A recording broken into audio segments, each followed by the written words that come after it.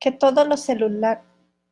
muy buenas tardes con todos y con todas. Vamos a esperar unos minutitos. Ya estamos con nuestro compañero Giovanni Atariguana, director nacional de Unidad Popular, con quien vamos a analizar el tema que lo habíamos difundido con anterioridad por este espacio.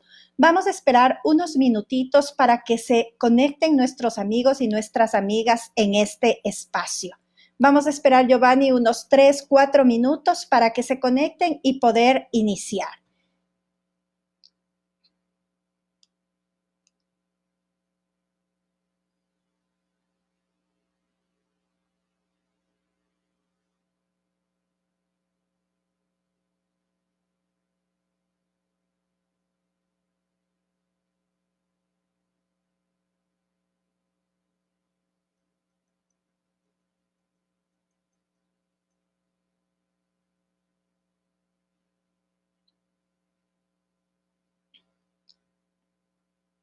Les invitamos a nuestros amigos y nuestras amigas que se conecten al link de Unidad Popular, que vamos a tener una conversación muy importante esta tarde con Giovanni Atariguana, director nacional de Unidad Popular.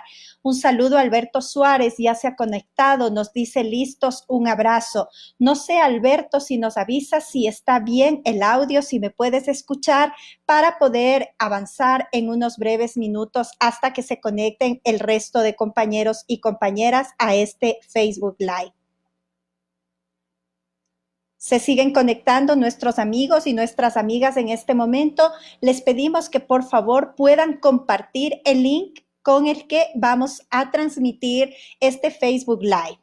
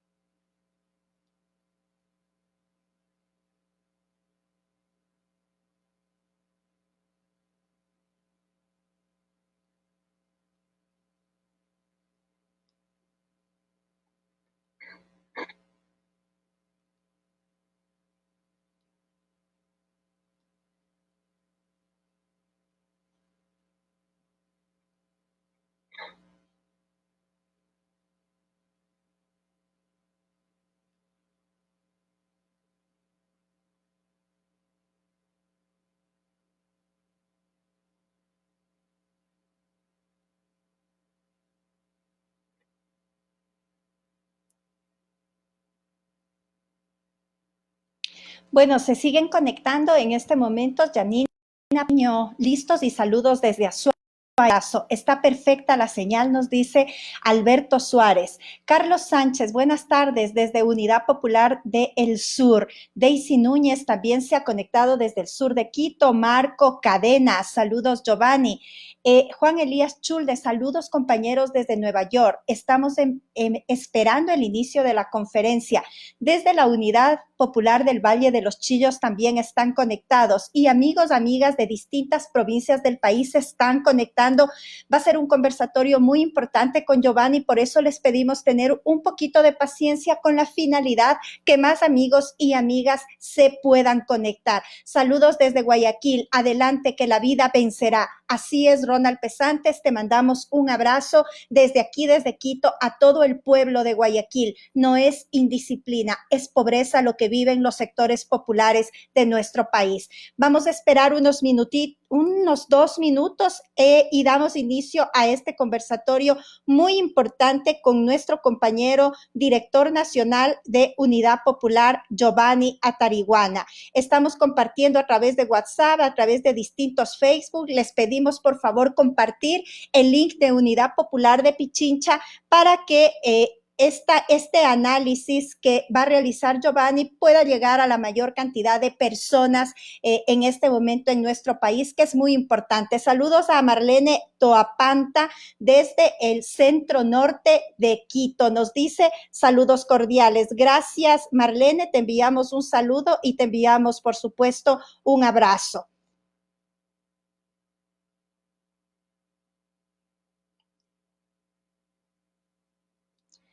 Bueno, nos avisan, Jorge está monitoreando, los compañeros están monitoreando en este momento y nos van a avisar al momento que debemos empezar.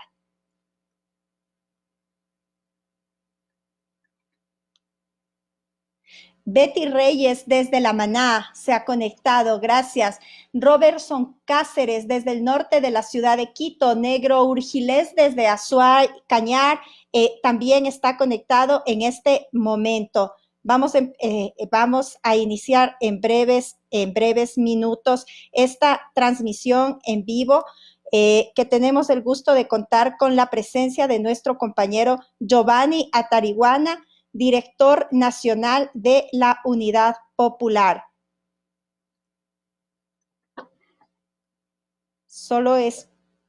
Bueno, buenas tardes con todos y con todas. Para mí es un gusto contar el día de hoy, esta tarde, con la presencia de Giovanni Atariguana, director nacional de Unidad Popular.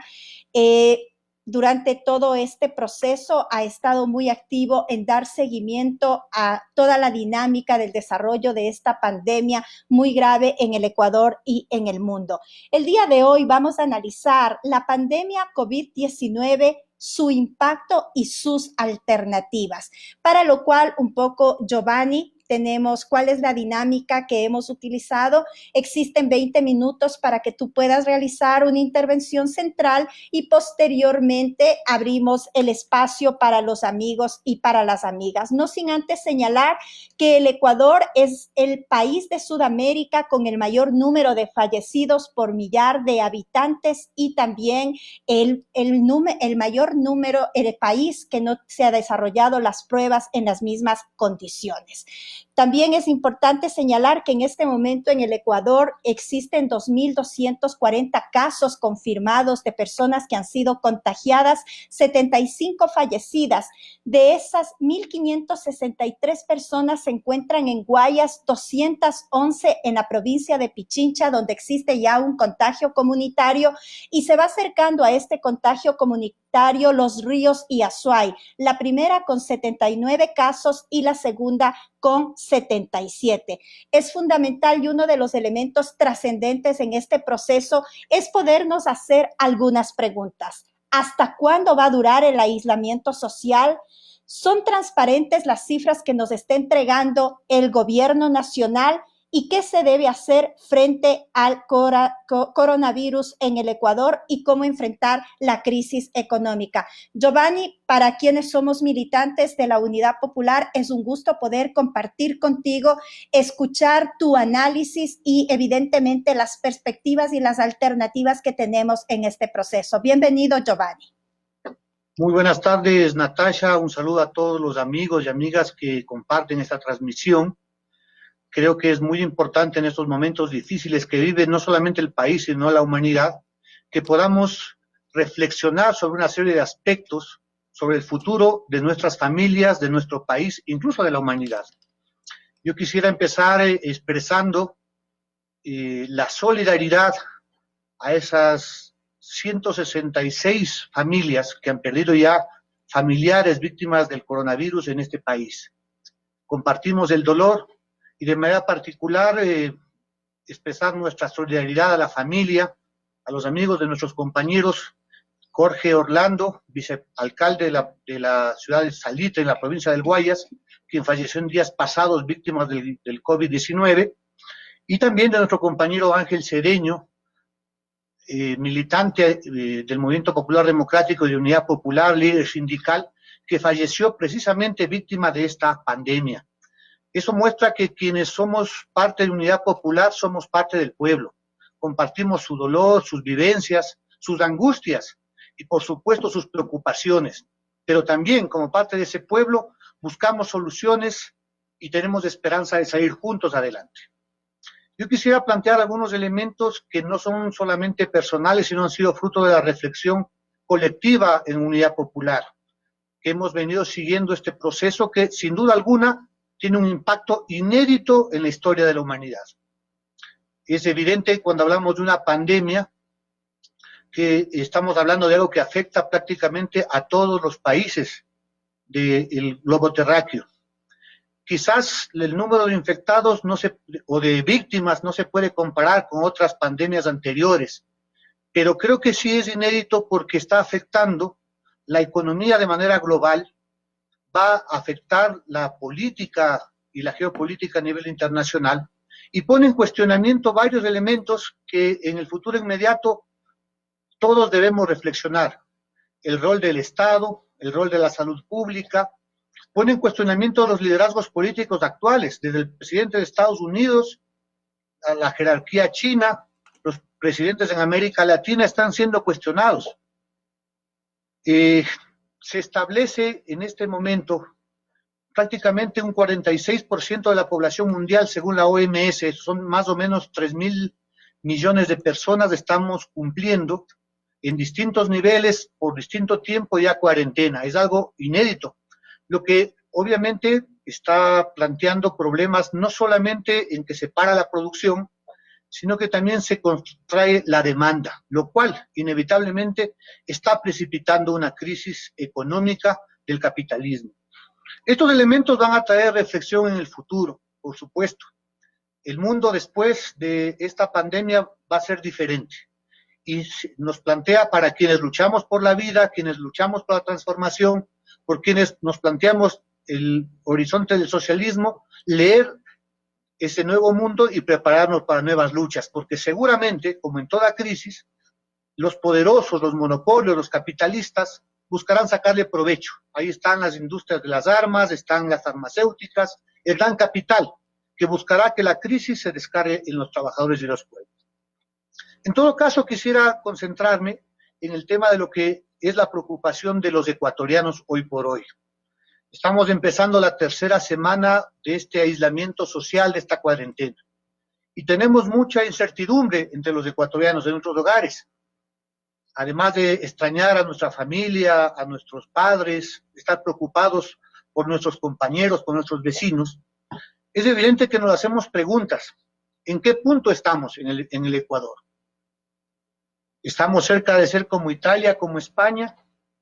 ¿Cuánto duraría la cuarentena? Decía Natasha. Hay muchas sospechas sobre la veracidad de los datos que el gobierno a través del COE está entregando día a día. ¿Cómo vamos a enfrentar con medidas urgentes la epidemia y la superación de la crisis sanitaria?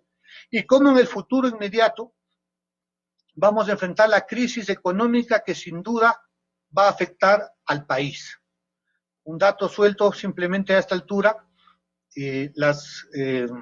Goldman Sachs y otras instituciones están planteando que el Ecuador, luego de esta pandemia, va a decrecer entre el 5 y el 6% en su Producto Interno Bruto.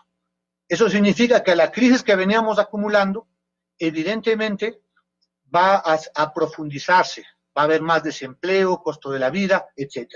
Y eso nos plantea desafíos. En función de aquello, yo quisiera plantear algunas reflexiones que, reitero, son colectivas en la Unidad Popular. Un tema, ¿en qué punto estamos? Bueno, el contagio es ahora sí completamente nacional. Hoy se incorporó la provincia del Napo. En las 24 provincias del país hay casos de contagio.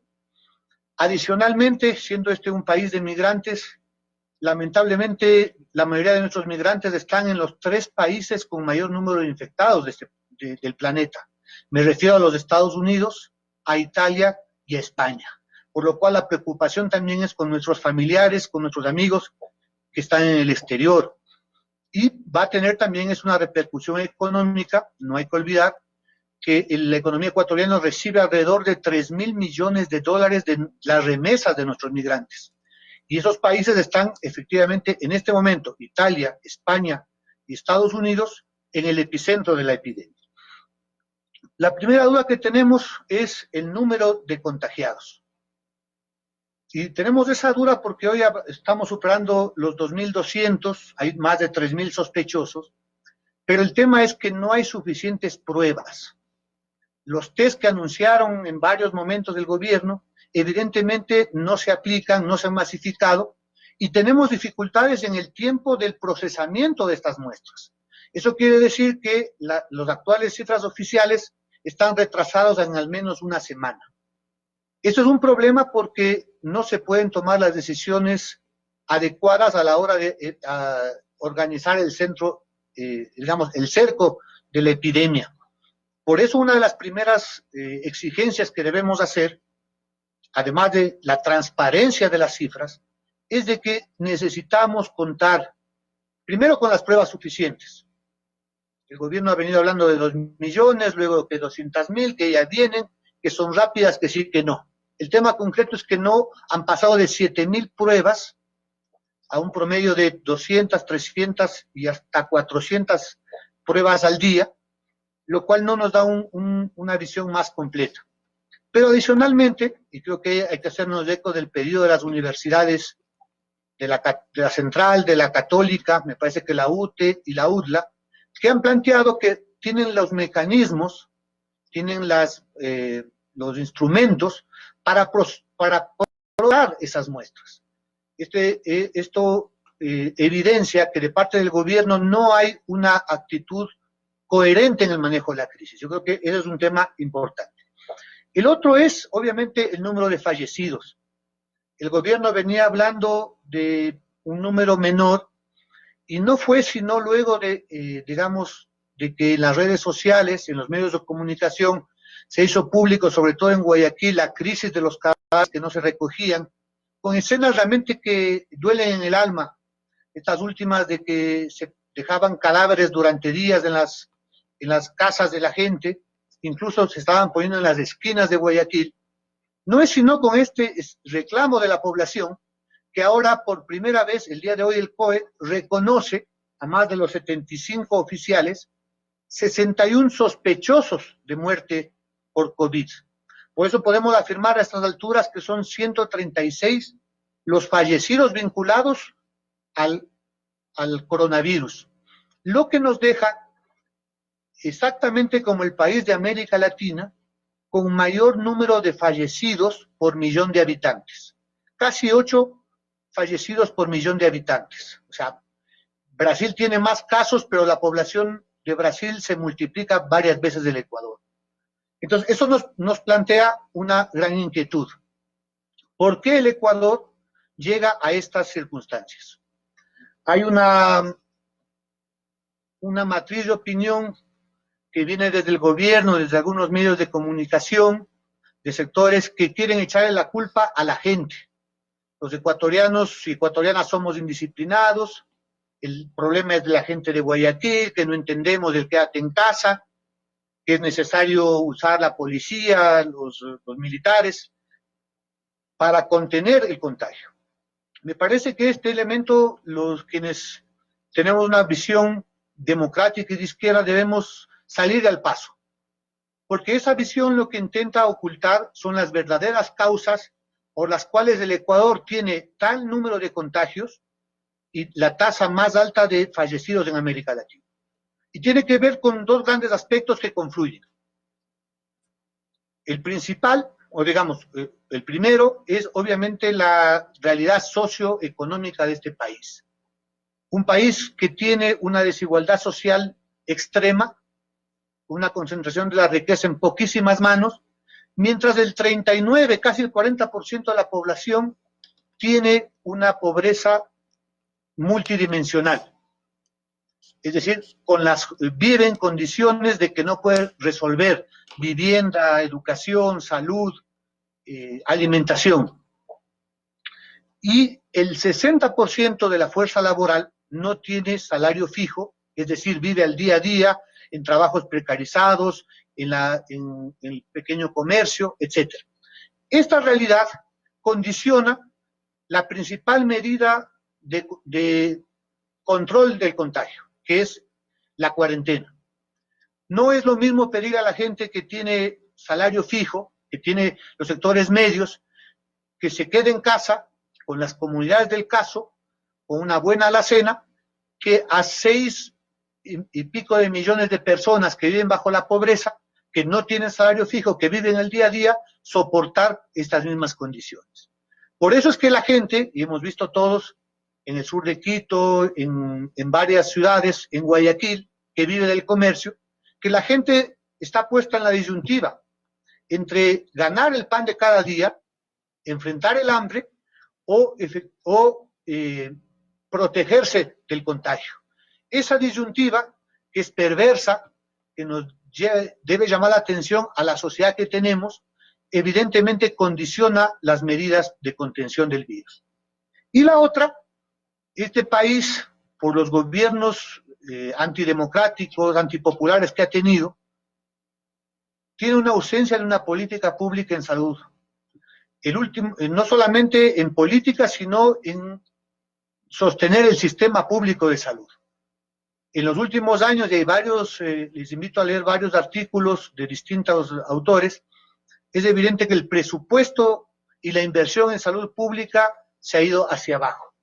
Esa visión neoliberal de que hay que invertir solamente que no hay que la inversión en salud es un gasto, lamentablemente hoy nos está pasando factura. Nos falta personal.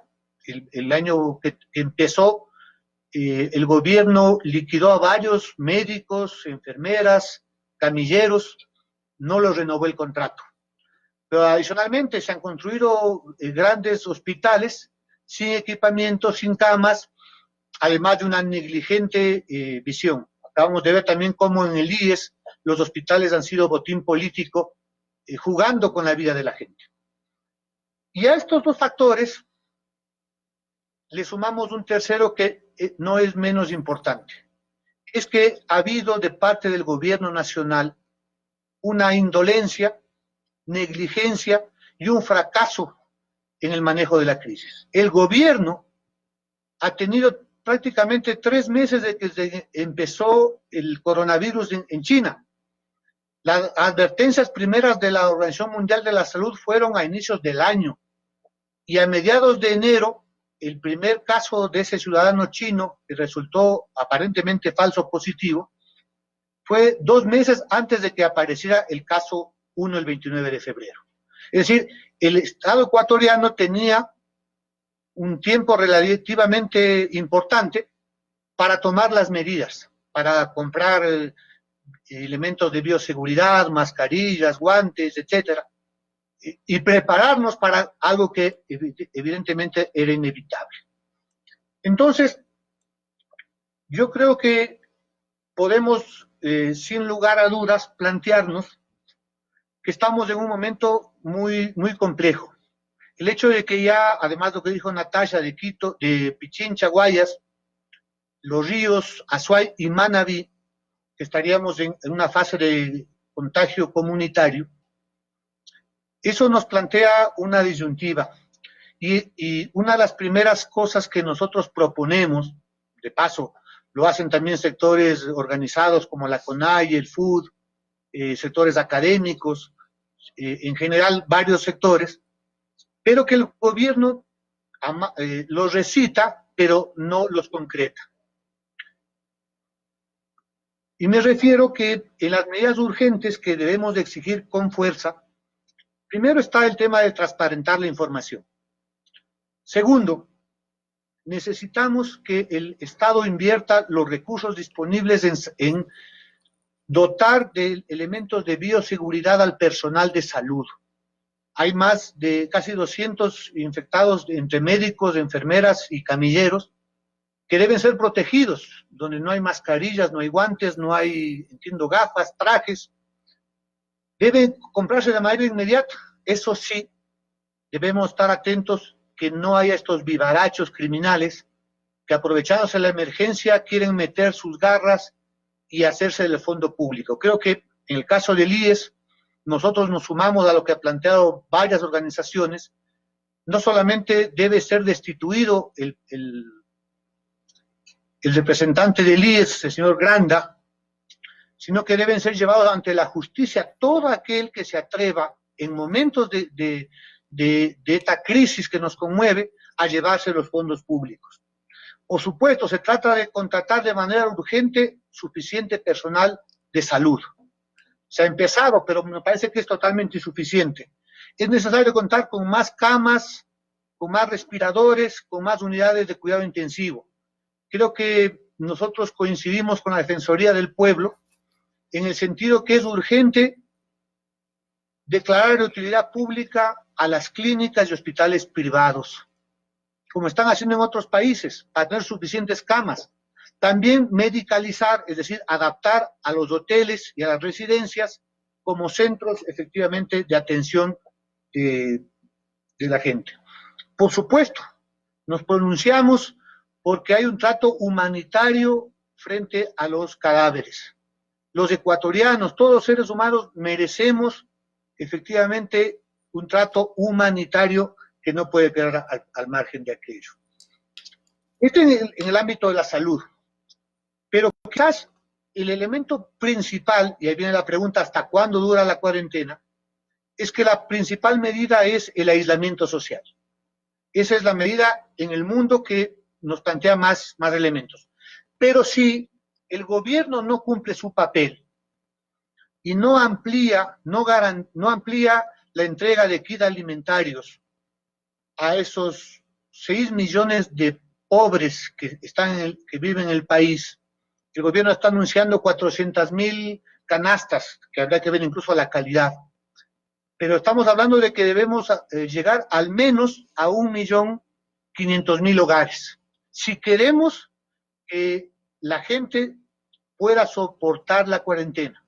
Un peligro real es que la próxima semana, que empezamos, esta semana que empezamos la tercera, y más aún si se prorroga, es evidente que la gente necesita comer. Y si no trabaja, no puede con qué comprar.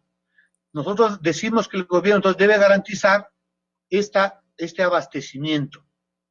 También en estas medidas creo que es necesario este bono emergente que ha decretado el gobierno debe ampliarse a más beneficiarios, siquiera a 1,5 millones de jefas y jefes de hogar, que son los que viven con ingresos del día a día, pero además con una cantidad que permita la subsistencia de la gente, de los hogares en esta crisis, y que reactive la economía. $60 son $2 apenas al día.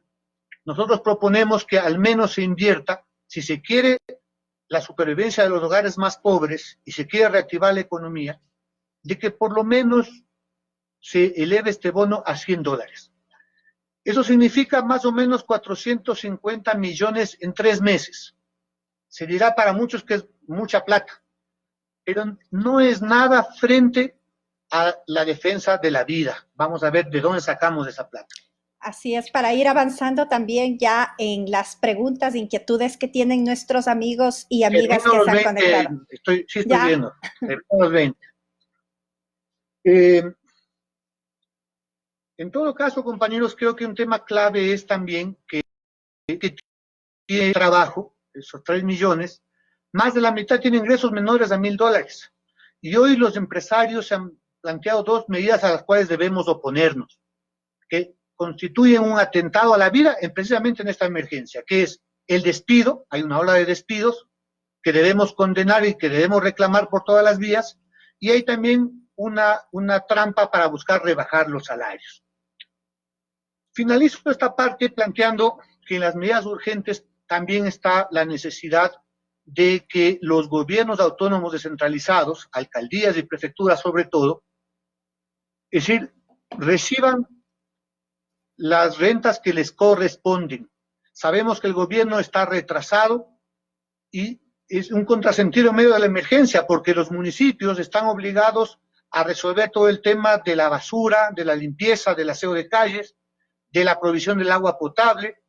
Pueden ser un instrumento muy importante a la hora de repartir los alimentos. Yo quiero reconocer ahí a decenas de alcaldes que están jugando su papel, entre esos nuestros compañeros de Santa Isabel, de Chordelej, del Puyo, de Machala, a Lucía Sosa en Esmeraldas, a los prefectos como Magali Orellana, Jorge Guamán, Yacu Pérez, que están al frente efectivamente de esta emergencia.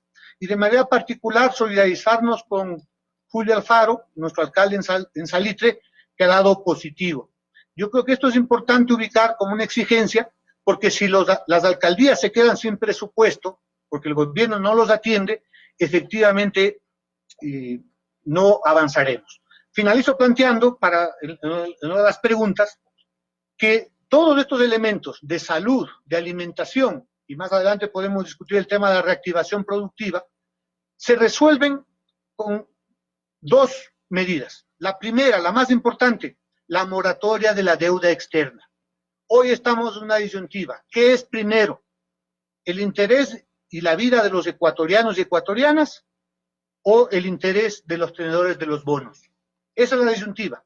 Y la segunda es que quienes más tienen, más deben aportar. Aquí hay grandes empresas, la banca, grandes fortunas, que ahora no pueden aparecerse hechos los generosos, tienen que contribuir porque sus ganancias han sido a costa del pueblo ecuatoriano. Yo termino esta parte para poder establecer el diálogo.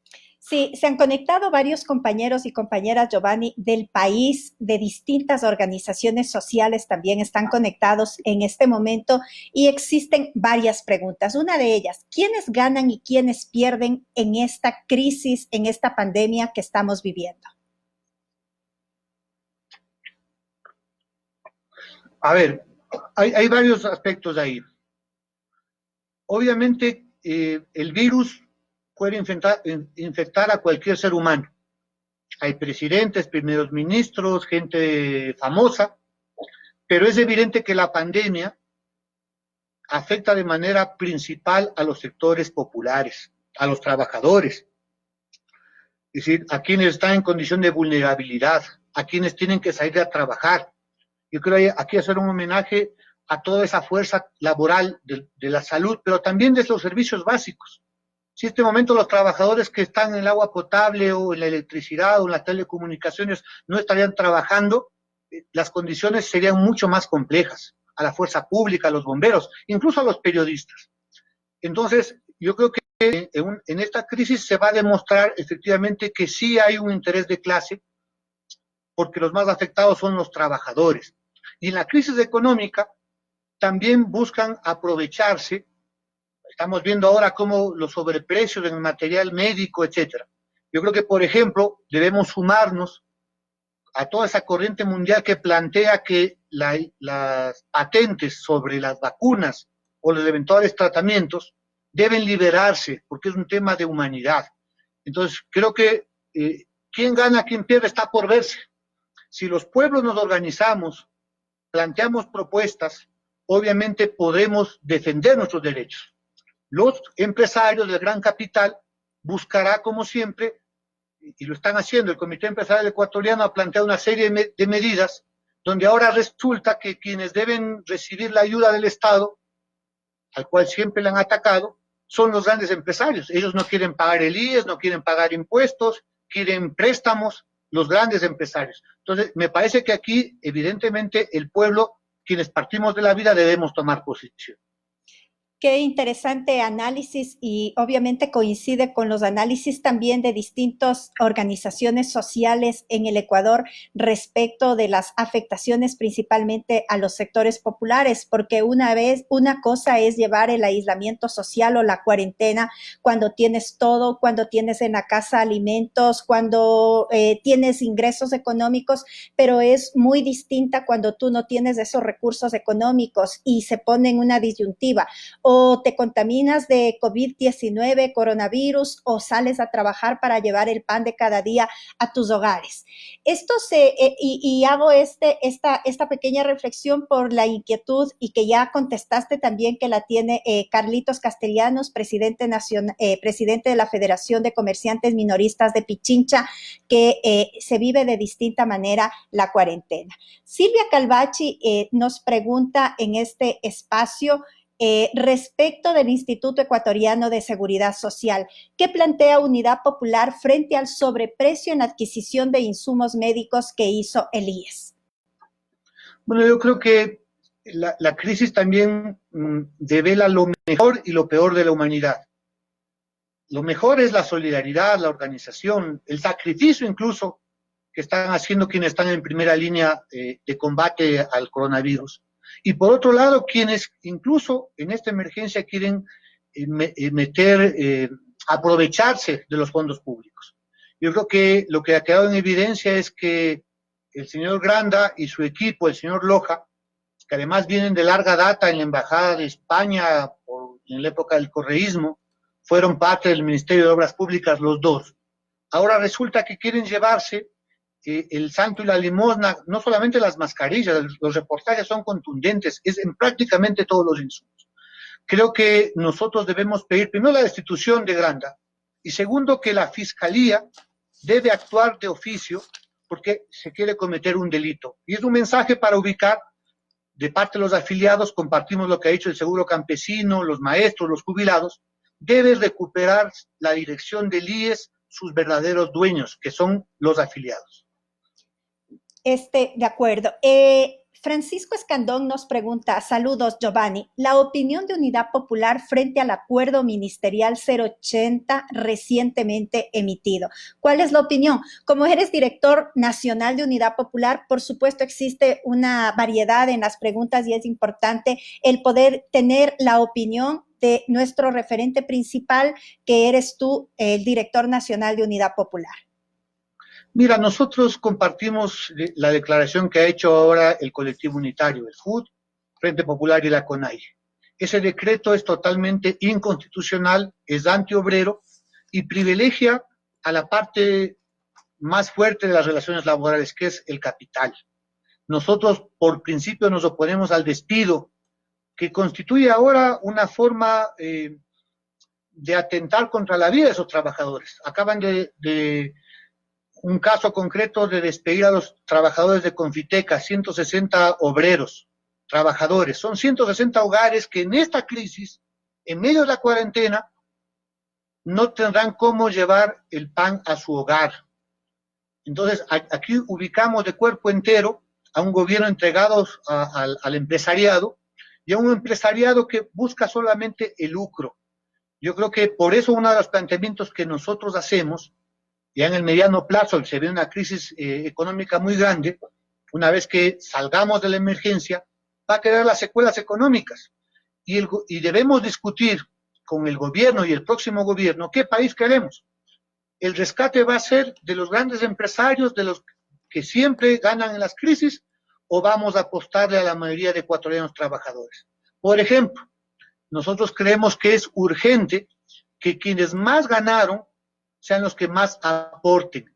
Hay un dato que publica el periódico de investigación de Cristian Zurita y Fernando Villavicencio. Ellos ubican que hay 5,000 grandes millonarios en este país, que han declarado formalmente, seguramente tienen más, 16,000 millones de dólares en patrimonio. ¿Por qué a esos ecuatorianos que han lucrado tanto del trabajo de millones no les ponemos un impuesto para resolver el tema de la crisis? ¿Por qué el gobierno, una vez que pasa la emergencia, no establece el cobro a esas 500 empresas que le deben 1.500 millones de dólares? Creo que saliendo de esta crisis, o ahora mismo, ¿cómo no vamos a estar indignados cuando la semana pasada, en medio de la pandemia, con tantas necesidades que hoy salen a luz, el gobierno optó por el pago de los tenedores de los bonos? El ministro Martínez entregó 325 millones de dólares a tenedores de la deuda, que pudieron haber sido invertidos en pruebas, en camas, en mascarillas, en alimentos, porque todas esas necesidades son para ahora, no para mañana. Creo que evidentemente habrá que la historia pasarle la cuenta a esta gente que han cometido traición a la patria. Con la vida del pueblo no debe jugarse. Por supuesto, y como tú decías al inicio de la entrevista, hay una disyuntiva, o el gobierno primero defiende la vida o toma la decisión de pagar la deuda. Y lo realizado por Richard Martínez podríamos catalogarlo incluso como un proceso de traición a la patria frente a las necesidades que tenemos. ¿Qué opinión tiene la Unidad Popular del ministro Richard Martínez? ¿Debe continuar como ministro de Finanzas o debe salir? Debería salir. Nosotros nos sumamos ahora a una campaña que ha empezado el Frente Popular para denunciar primero esta actitud indolente, yo diría hasta criminal frente al pueblo ecuatoriano. En condiciones de crisis humanitaria, de tantas necesidades en la salud, de tantas muertes que se van a ubicar, la decisión de Richard Martínez es evidentemente antipopular. Hoy el Papa acaba de dar una declaración, queremos compartir, él dice, los gobiernos que no atiendan la salud y la alimentación del pueblo en esta pandemia estarían cometiendo genocidio. Quienes defendemos la vida, reclamamos entonces del gobierno de Lenín Moreno, y lo insistimos, todavía vamos a ver si hace los siguientes pagos. Si el gobierno tendría una voluntad de enfrentar la pandemia, podría aprovechar el contexto internacional. Argentina acaba de declarar que no va a pagar un solo peso, dijo el presidente Fernández, hasta el 2024. Y no le han cerrado las líneas de crédito. Acaba de recibir 300 millones del Banco Mundial. El propio Fondo Monetario Internacional establece que los países más pobres, 76 aproximadamente, deberían ser eximidos del pago. Bueno, pero por una acción soberana, si tuviéramos un gobierno que defienda a la gente, deberíamos decirle al mundo, a los acreedores, al Fondo Monetario, a los acreedores chinos, que el Ecuador en crisis humanitaria, con crisis económica, el petróleo estamos vendiendo a menos de $15 el barril, no vamos a tener las remesas, no podemos pagar la deuda. Y debería declarar la moratoria para liberar 12.000 millones de dólares al año, un tercio del presupuesto general del Estado, para atender lo prioritario, salud, enfrentar el contagio, combatir la enfermedad, alimentación para el pueblo y reactivar la economía ecuatoriana. Yo creo que son elementos que se ponen en debate, porque hay sectores que en cambio buscan llevar el agua a su molino. Los mismos de siempre, los del salvataje bancario, este señor de la Torre, ministro de ese entonces de Maguad, hoy nos plantea que la salida es reducir el salario a los sectores públicos, al sector público. O sea que a los médicos, a las enfermeras, a la fuerza pública, a los maestros, que están dando todo en esta emergencia, les vamos a bajar el sueldo. Es una cosa de locos. Nos plantean hacer un fideicomiso, efectivamente, para que las empresas dejen de pagar al IES. Ellos sí quieren moratoria de pago. Mientras tanto, vamos a ver solamente el Banco del Pichincha cómo se comporta con el tema de los créditos. Hay muchas denuncias respecto a que no se está cumpliendo la superintendencia de bancos. Hay un breve comentario a propósito del Banco del Pichincha, que aparece ahora donando 10 millones de dólares. Y claro, la gente que no está informada debe saber, alguien dice, de lobo un pelo. El Banco del Pichincha el año pasado tuvo ganancias netas, por sobre los 220 millones de dólares. Y en la última remisión, el gobierno de Lenín Moreno le perdonó nada más y nada menos 21 millones de dólares. Entonces no es ninguna generosidad del señor Fidelegas, de la banca. Yo creo que una de las exigencias que nosotros hacemos ahora es que la banca debe repatriar los fondos que tiene en el exterior para dinamizar la economía.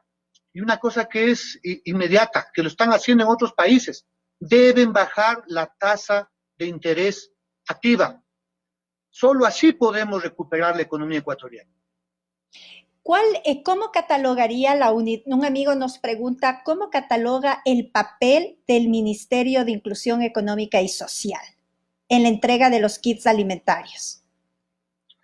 Bueno, yo tengo una visión, o tenemos una visión de que en general el gobierno habla mucho y concreta poco.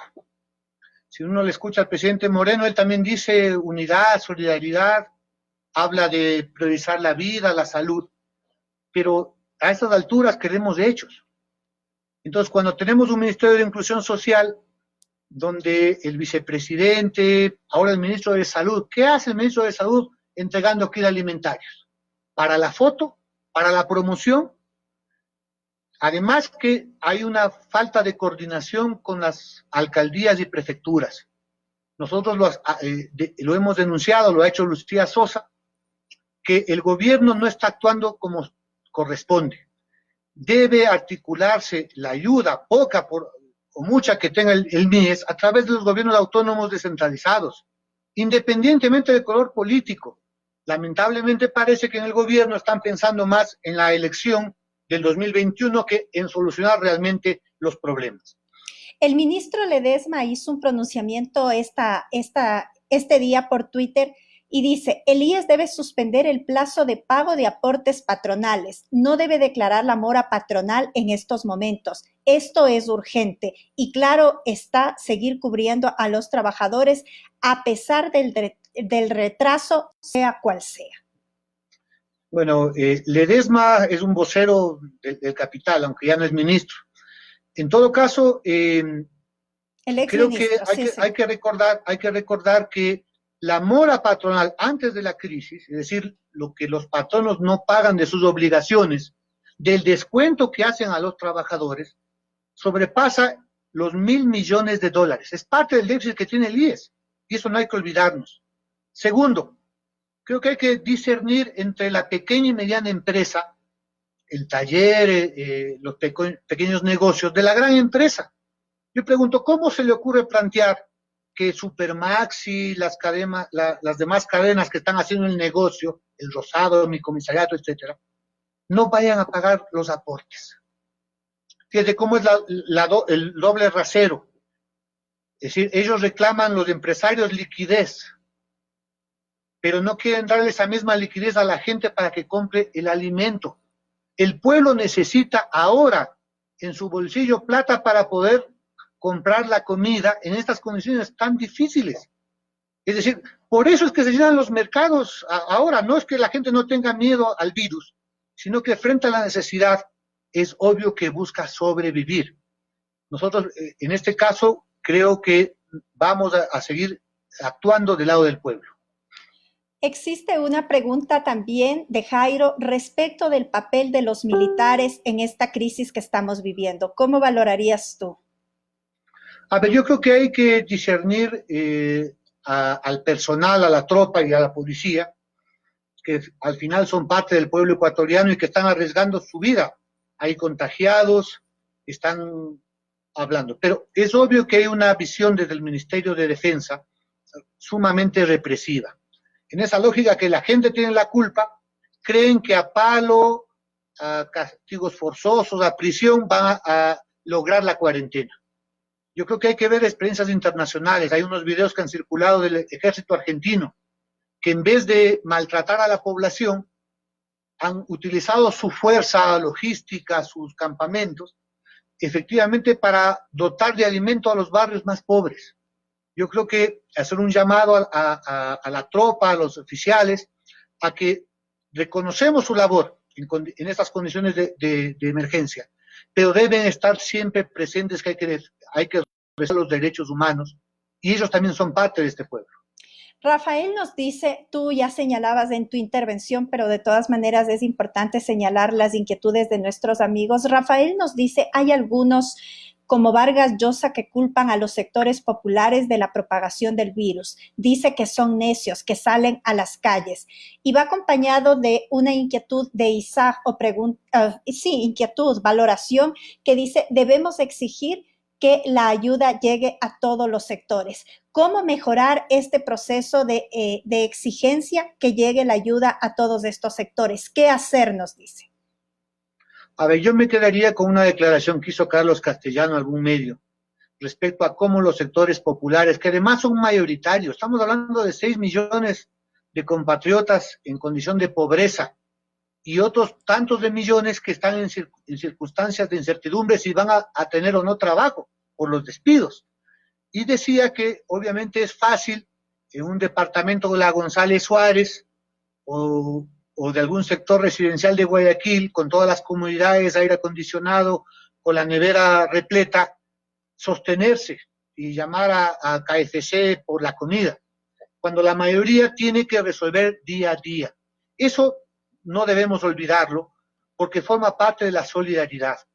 Cuando nosotros decíamos que el gobierno debe cumplir su papel, hablamos de dotar y ampliar los kits alimentarios, pero debe también hacer unas compras directas, una red de comercialización con los pequeños y medianos productores, con los sectores campesinos que están alimentando las ciudades, con una compra directa a los arroceros, a la gente que hace la papa, que hace las legumbres, a los lecheros. Yo quiero saludar las iniciativas que, por ejemplo, en ese plano ha tenido el movimiento indígena de Cotopaxi o la prefectura de la Suay, para organizar a los pequeños productores. Ahí se va a ver la verdadera solidaridad.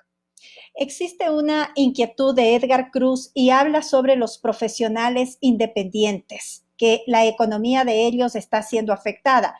¿Qué hacer frente a los profesionales independientes? Y sumaría también parte de las inquietudes a los pequeños y medianos empresarios industriales, a estos sectores. ¿Qué hacer frente a estos sectores?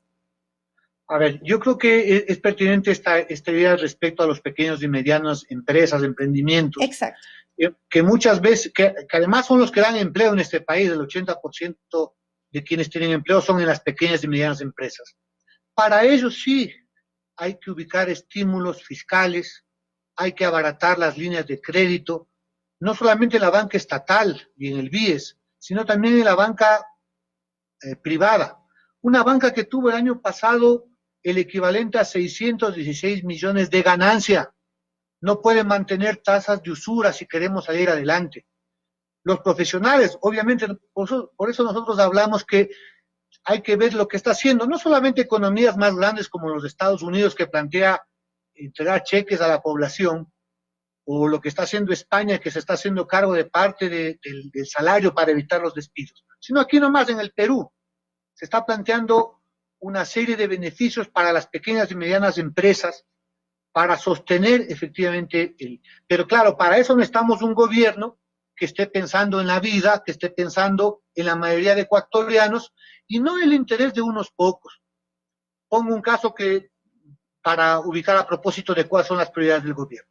Con un petróleo a $15 el barril, el precio ecuatoriano, el WTI está en 2021, es urgente que se termine el pago con petróleo de la preventa con China y Tailandia. Los barriles, aunque estemos perdiendo, debemos colocarlo en el mercado spot, porque necesitamos liquidez para la caja fiscal. Tenemos que ubicar la reserva monetaria. Si para algo debe servir la reserva monetaria, es aquí ahora para enfrentar con urgencia las necesidades de la pandemia. Y esto, si ubicamos con el tema de la moratoria de la deuda, habría las condiciones, digamos, materiales para enfrentar de forma exitosa la epidemia. Alexander nos dice, en Guayaquil, en un laboratorio particular, hacen fila en carros 20 cuadras para hacerse la prueba. Cuesta entre 80 y $120. ¿Qué pasa con las personas que no tienen dinero y qué exigir en este marco al gobierno nacional? A ver, este es un pedido que debemos de insistir. Creo que algunas alcaldías han comenzado por cuenta propia, creo que la alcaldía de Quito y otras, a importar esos test. Es algo vital.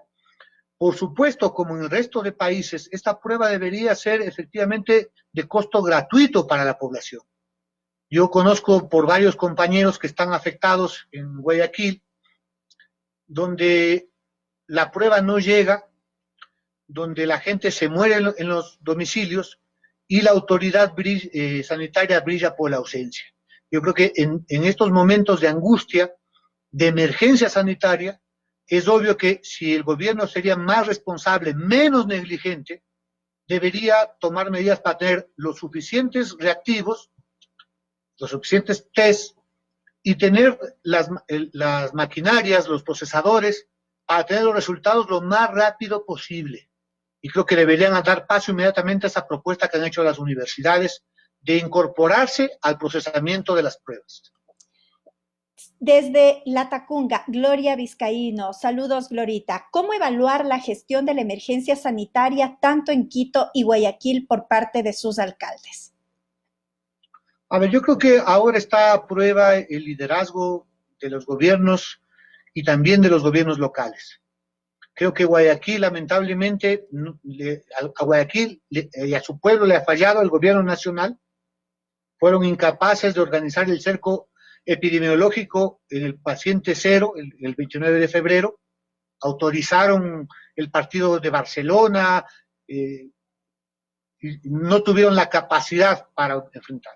Pero también ha habido una ausencia de la alcaldesa de Guayaquil, del Partido Social Cristiano, y vemos un prefecto que lo que atina a decir es que hay que arrodillarse y pedirle a Dios. Yo creo que el pueblo ecuatoriano también sabrá juzgar a estos liderazgos que le han dado la espalda, que han sido ineficientes. Creo que en el caso de Quito hay una actitud mucho más proactiva. Podemos o no estar de acuerdo en todas las medidas, pero es evidente que el alcalde de Quito ha tenido una acción bastante proactiva.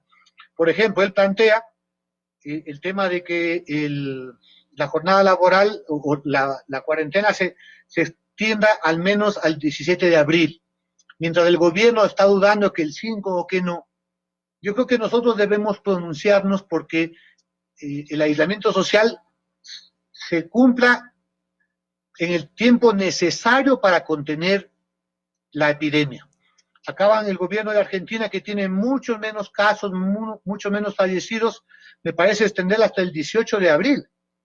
No se diga España y Estados Unidos, dar hasta el 30 de abril. Entonces creo que esos son casos importantes de Quito y Guayaquil, pero me parece que hay una buena parte de alcaldes, yo destacaba a los de Unidad Popular, pero también de varias tendencias políticas que se han puesto, hay varios alcaldes inclusive que están contaminados porque están en la primera línea. Yo creo que es una buena oportunidad para que el pueblo valore efectivamente los liderazgos locales y nacionales que tiene. Así es. Patricia Rivadeneira, Giovanni, ¿cómo mira el papel de la comunicación y los medios en las actuales condiciones de emergencia? A ver, yo creo que en toda crisis la comunicación es vital. Y creo que si algo tiene dinero también esta pandemia, es que ahora vía redes sociales podemos enterarnos lo que está pasando al instante, cuántos países han contaminado, cuántos muertos, qué están haciendo las investigaciones. Entonces, hay posibilidades de hacerse una visión mucho más completa. No nos pueden engañar tan fácilmente. Por supuesto, hay un sector de los medios que encubren la incapacidad del gobierno, por ejemplo. Hay otros que utilizan redes sociales con intereses políticos, me refiero al correísmo, para buscar pescar a río revuelto. Es decir, me parece una cosa de locos que Correa ahora diga que cierto es que Moreno es un negligente, un incapaz en el manejo de la crisis, pero él dice que quien debe asumir el poder es Glass, y para eso está utilizando una serie de artimañas en redes sociales. Yo creo que también han jugado un papel muy importante las organizaciones, sus equipos de comunicación, periodistas, han surgido científicos en el tema de la salud, etcétera, que me parece sí están en la disputa de sentidos y de orientaciones. Un simple llamado, creo que nosotros debemos ser responsables en no caer en las famosas noticias falsas en la red, porque en épocas como estas, evidentemente, utilizan para sembrar, para distraer. Por ejemplo, nos ponen a discutir si se adelantan o no las elecciones, cuando el problema es cómo se resuelve la epidemia aquí ahora, si se paga o no la deuda. Entonces, creo que en comunicación, esta crisis, que todavía va a durar algunas semanas, nos plantea nuevos desafíos y formas para que nos comuniquemos. Enver Stalin, buenas reflexiones, Giovanni, saludos. El gobierno ha llamado a conformar brigadas de voluntariado y a la contratación de nuevo personal de salud. Sin embargo, no hay resultados por el miedo y la falta de seguridad. ¿Qué opinión tenemos? Ahora, yo creo que el gobierno tiene un problema. Según las encuestas, la gente considera que de los gobiernos de América Latina, el que menos credibilidad tiene y que ha tomado las políticas, las medidas de peor manera es el gobierno de Lenín Moreno, porque se dice, se contradice, no es claro en los mensajes. Primero que vamos a incinerar, acaban de decir que ya no es necesario incinerar los cadáveres, que hay pruebas, que no hay pruebas. Entonces eso es un problema, porque la población, incluso por el número de contagiados, no confía en lo que dice el presidente de la República. no confiaba desde antes, no se diga ahora. En todo caso, creo que las organizaciones populares tenemos que sumarnos al voluntariado de la organización. Habrá que ver si la comida comienza a escasear.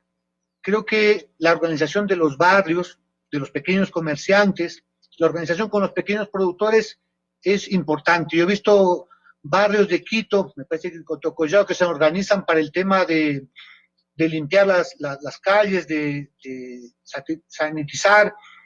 Me parece que son expresiones que hablan de que finalmente, si el pueblo está unido, si el pueblo es solidario, más allá de que los gobernantes nos hagan caso, es posible salir adelante.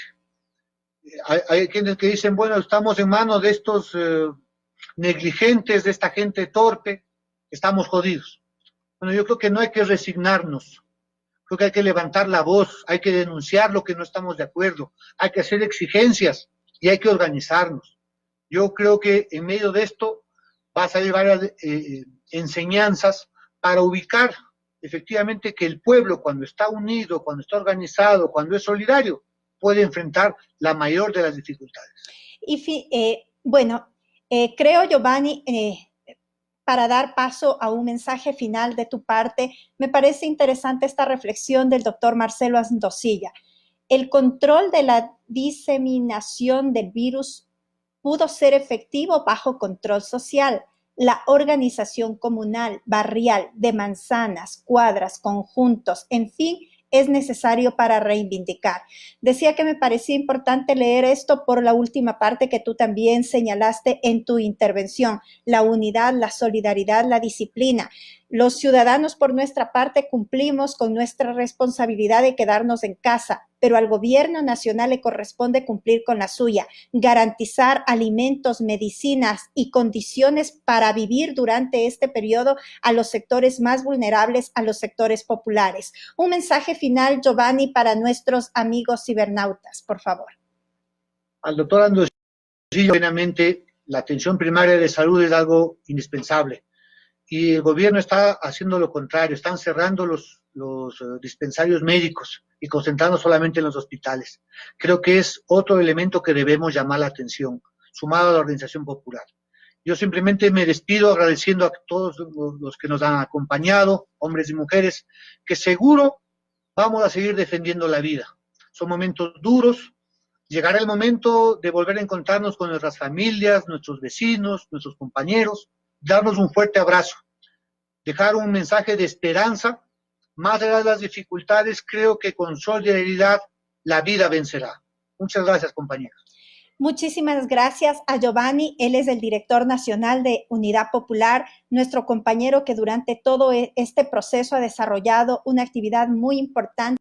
Creo que sus opiniones y las valoraciones que nos acaba de entregar en este espacio son trascendentales para poder desarrollar las distintas actividades de solidaridad, de trabajo y de aunar esfuerzos para todos y todas salir de este momento tan grave que vivimos en el país. Un saludo, un abrazo, hacer un llamado a la solidaridad, a la unidad y, por supuesto, insistir en el llamado al gobierno nacional. Y no me voy a cansar de decirlo. Estamos haciendo los ciudadanos nuestra parte, quedándonos en casa. Es hora de que se arbitren todas las medidas y se consigan los recursos necesarios para atender a los sectores vulnerables, a esos sectores que se debaten y que tienen la disyuntiva entre si se contaminan con el COVID-19 o salen a llevar el pan de cada día a sus hogares. Un abrazo, amigos y amigas, por haberse conectado. El día de mañana nos volvemos a encontrar aquí en este mismo espacio a las 5 de la tarde de Unidad Popular. Que tengan una excelente noche y nos encontramos mañana. Muchísimas gracias, Giovanni, por acompañarnos. Gracias.